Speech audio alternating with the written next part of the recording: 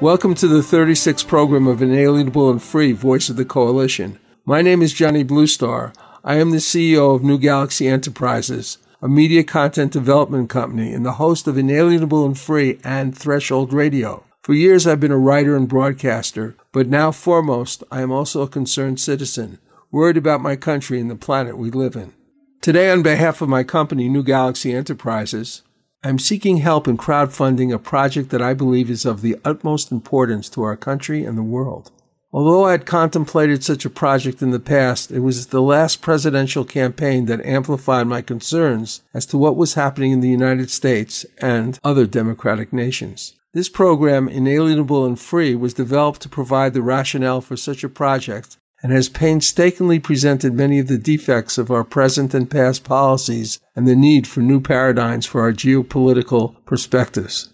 Many of us are sick of endless wars and the nuclear threat that hangs as a cloud over our entire planet, the degradation of our basic legal rights after 9/11, the conflicts over stopping the massive climate changes that we are experiencing, the militarization of the police, the invasion of our privacy, the realistic threat of devaluation of our currency, the lack of regulation of our financial institutions, and the refusal of our elected officials to listen to the people they represent. Why won't Congress listen to the people's voice and the executive and judiciary act in the people's interests? It is no secret that much of this reflects a collusion between government and the media to serve the interests of their donors and advertisers. And some of this reflects the efforts of other groups to capture the votes of the disenfranchised by false promises and deceptive promotions disguising a similar elite financial agenda. The upshot of this is potential financial collapse, deadly consequences for our environment, and possibly even thermonuclear war. All through the last presidential campaign, there was one political slogan that nobody missed. It was, "Make America Great Again." Before the campaign, such a slogan could have ignited hopes that the election would allow us to regain some of the citizen and human rights we had lost since 9/11. We then could hope that this promise would soon be reflected in the actions of a new Congress and executive branch. But though this slogan was there during the campaign, the actual rhetoric during that time annihilated any such future imaginations. In fact, the aftermath of the election saw actions that attempted to make some of the campaign promises a reality and contradicted others, the totality of which, anyway, cast dark shadows over our country. I could see we risked the danger of descending into greater darkness for citizen human rights with the new administration.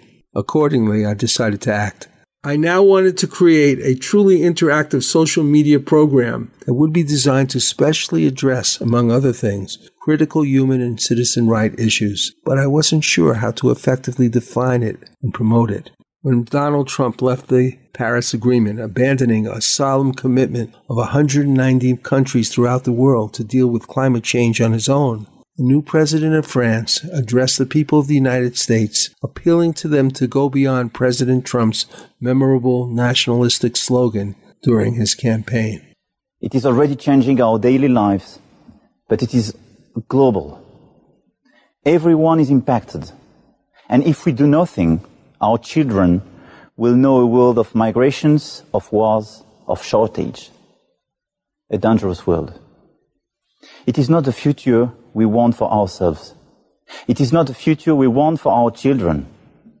It is not the future we want for our world.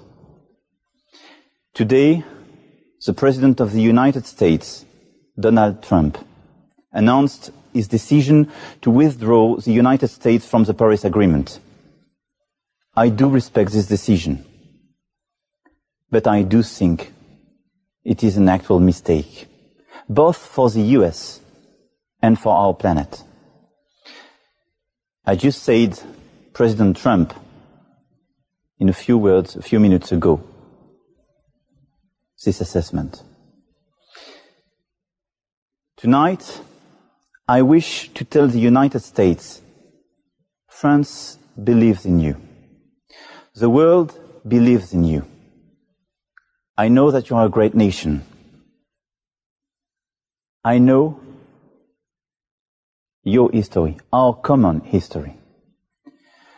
To all scientists, engineers, entrepreneurs, responsible citizens who were disappointed by the decision of the President of the United States, I want to say that they will find in France a second homeland.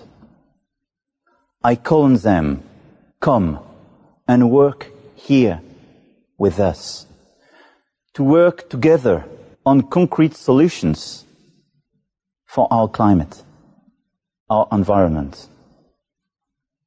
I can assure you, France will not give up the fight.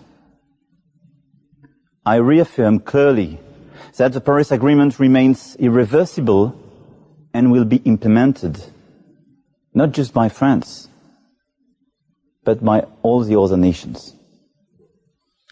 Over the coming hours, I will have the opportunity to speak with our main partners to define a common strategy and to launch new initiatives. I already know that I can count on them. I call on you to remain confident. We will succeed because we are fully committed. Because wherever we live, whoever we are, we all share the same responsibility. Make our planet great again. Thank you.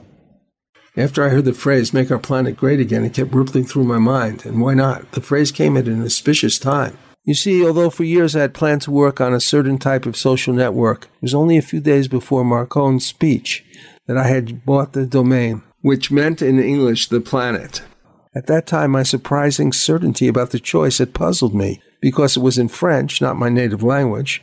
But now, given Macron's dramatic proclamation that echoed throughout the world, I believed I had chosen correctly, and it appeared that the choice for the name seemed to me to come from a place much higher than my own insignificant personality. How I was able to envision an organization that would empower persons to deal with the obstacles blocking them from true liberty and prosperity. For one thing, I realized that at that point, a political social media network would not be enough. For one thing, the political arena was not the only critical factor affecting the lack of stewardship, human rights, and prosperity of our planetary population. There's also the rapacious greed of certain business corporate enterprises, often multinationals, that were producing products and services that directly impacted on the environment, the health, and even the basic rights of human beings by manipulating their beliefs and attitudes into ignoring their solely profit-making and control agenda. So citizens, in addition to being voters, were also consumers and shareholders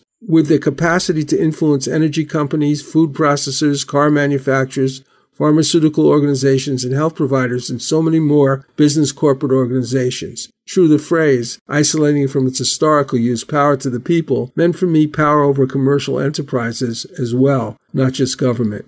But more than that, it meant to me a way of empowering the people with the capacity to manifest in the very best way according to the times and conditions of the moment. In my view and in my attempts to be a commercial content developer and broadcaster, I saw this question of individual empowerment as critical, and it indeed was one of the core directives of everything I did. Indeed, individual empowerment was a spiritual issue. By that I mean something more than a philosophy of prosperity that chiefly relied on the human imagination, but moreover focused on the alignment of the individual mind with a divine imagination.